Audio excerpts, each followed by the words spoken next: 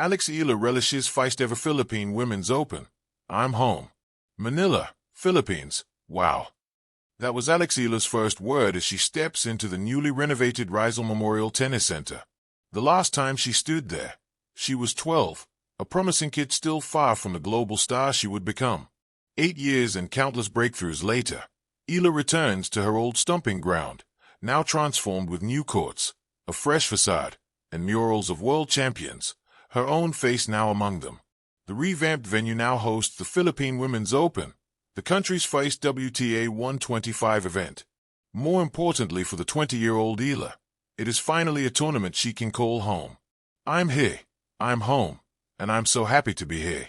I'm alongside so many great Filipino athletes here at the draw, said Eala as she battles Russian Elena Chereva in the round of 32 on Monday, January 26. It's so surreal to have a home tournament and to see it come to life. Ranked number 49 in the world, Eala enters the tournament as the second seed, just behind top seed Tatjana Maria of Germany. Qualifying rounds tipped off Saturday, January 25th, alongside fan-focused activities at the Rizal Memorial Sports Complex, drawing a lively crowd that also caught a glimpse of international players training on the practice courts. Eala arrives fresh from her first Australian Open main draw, exiting early in both singles and doubles but capturing global attention as one of the tournament's breakout draws. The Philippine Women's Open is now set to ride that Eala wave. I mean, it's so crazy to see this community rallying behind me. And, this support in the end has led to milestones like this, a home tournament for the Filipinas, she said. I like to think that people are really starting to get into tennis and are really interested in helping the sport and making it grow here. So I'm so thankful to everyone who spent the time, big or small, to support me in my journey. Filipina tennistas Kay Amana, Teniel Mides, and Elizabeth Abaquez join Eala in the main draw.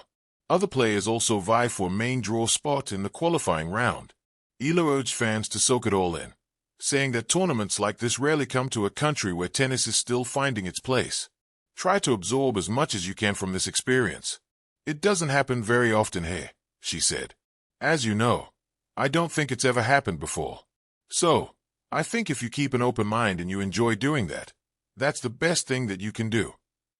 For now, Eala has set her sights on delivering for Filipinos before heading to Abu Dhabi for a WTA 500 tournament in February.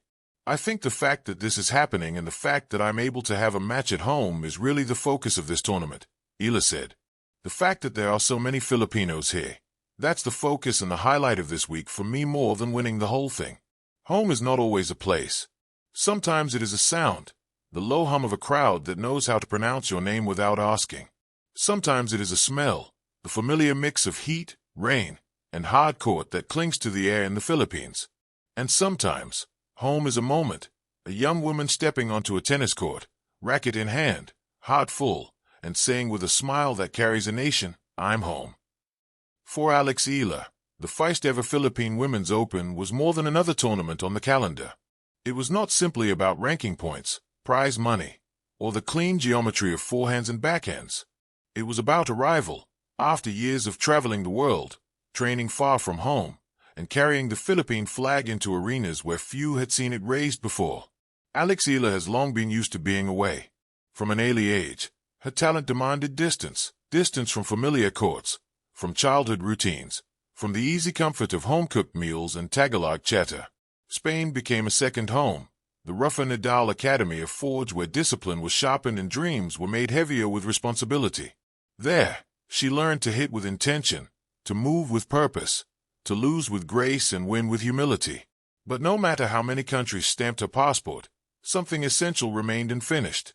Because you can represent your country from anywhere, but there is a particular magic in representing it at home. The Philippine Women's Open carried the weight of firsts. First of its kind. First time many young Filipino fans would see a world-class women's tennis tournament up close, without grainy live streams or time zone math. And for Alex, the first time she would compete on Philippine soil not as a promising junior, not as a hopeful, but as a symbol of what Filipino tennis could become. When she stepped onto the court, the applause felt different. Louder, yes, but also warmer. This was not polite clapping from strangers. This was the sound of recognition. Parents who had driven hours, Kids gripping borrowed rackets. Coaches pointing and whispering, "That's her." Every cheer carried pride, and every silence carried attention. In that space, tennis stopped being solitary. Athletes often talk about pressure, but there are different kinds.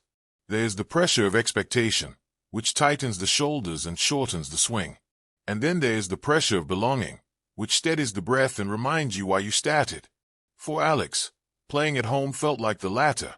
The crowd did not demand perfection, it offered belief. She played with joy that was unmistakable. Not reckless joy, but the quiet, assured joy of someone who knows she has earned the right to be there. Her strokes carried the polish of international training, but her smile, quick, sincere, unguarded, was unmistakably Filipino. Every point one felt shared. Every challenge felt communal.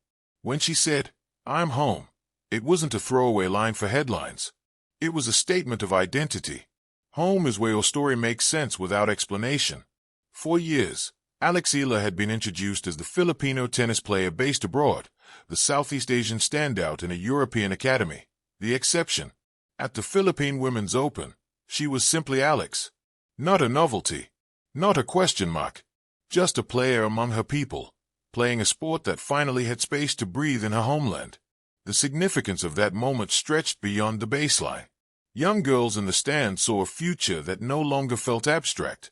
Parents saw proof that supporting an unconventional dream could lead somewhere real.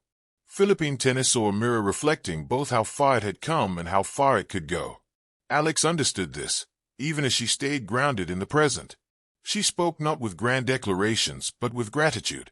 Gratitude for the fans. Gratitude for the chance. Gratitude for the simple, powerful experience of competing where her journey began. And perhaps that is what made the moment so moving.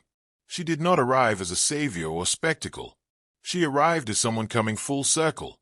The Philippine Women's Open was not the culmination of her story. It was a chapter, written in familiar air, on familiar ground. There will be tougher tournaments, louder arenas, higher stakes. There will be losses that sting and victories that demand more. But no matter where the tour takes her, this moment will remain untouchable.